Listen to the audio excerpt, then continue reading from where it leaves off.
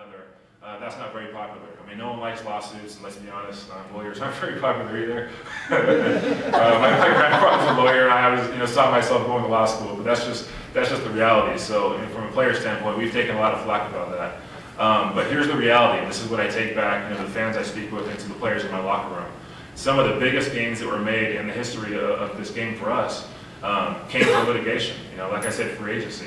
And again, for us, that 11th hour before the lockout began a few months ago, we were faced with two options. First was, as players, we could cave. And by doing so, we would have turned our back on every player, past, present, and future. The other option was to decertify and sue the league. And a lot of people liken that to kind of throwing the nuke up there and hoping for the best. But priority number one at that point was to block the lockout. That's what we're trying to do. And that's one of these up and down things. I feel like I'm a yo-yo right now. That's the first part of it. The second part of it is to finally get their damn attention.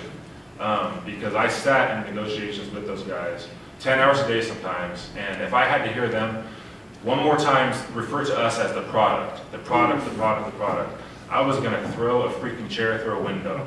And again, in these disputes and these discussions, you're supposed to keep emotions out of it. But if I heard Jerry Jones say that one more freaking time, I was going to lose my head. So that's why this has become so important to me. Where I think, I don't know that we've struggled so much so far, but the constant thing that we have to battle and to grapple with is I don't want to say keeping our guys in line, but keeping all of our players informed. And the whole idea of solidarity, that's so important. It's so important for our players right now. And the reason that the 82 and 87 strikes, we're not that successful players, is because guys weren't in the loop. Guys weren't informed, guys weren't engaged in the process, and it was too hard to keep everybody abreast of the situation. But now, with the immediacy of communication and then Twitter and all these other things with social media, we can keep guys in the loop. I mean, I send out email and text updates to my guys almost daily, letting them know what's going on. Hey, put your money away, keep saving, do everything you can to fight this fight. Here's the reality with all this. We didn't ask for anything more. The owners brought this fight to us, and Pat, I was just telling you, the owners, this has been a premeditated, well-calculated effort to lock the players out. We agreed to a 6-year collective bargaining agreement in 2006. They opted out shortly before 2008, before the economic downturn even began, which, it's not surprising me. Nothing they do surprises me anymore. But the timing of that was kind of interesting. And then it just so happened that there was an economic downturn, and it became convenient for them to say, hey, we can't continue to improve on this game in these conditions. Well, we all know that's bullshit.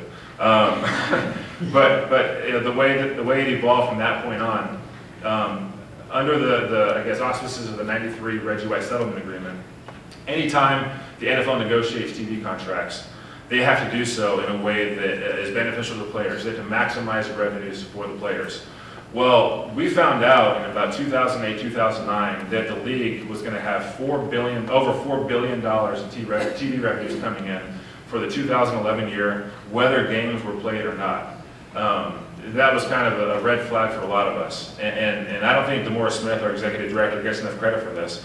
But he was actually the one that said, hey, that doesn't sound right to me. We need to look into this and do some digging. Well, we did. And what we found out, we got some internal documents somehow that slipped out from the league office. But we saw a decision tree from back in 2007, 2008, where the league was talking about how they finding creative ways where they can generate revenues in the event of a work stoppage in 2011. So you're telling me they've been planning this since back in 07 and 08, and they were talking about how they could renegotiate TV deals to make sure that they're receiving this income. That's basically it's a lockout insurance, a war chest, to get them through that. Well, when we got this document, that was golden for us. And we had our hearing in front of Judge Doty in Minneapolis a few months back. He ruled that they did, in fact, negotiate those contracts illegal. They violated the collective bargaining agreement. And in a few weeks here, I think it's, May 12th, that's coming up pretty soon. We're going to find out what Judge Doty plans to do with that money, how much is left on the table, and what damages will be awarded to them.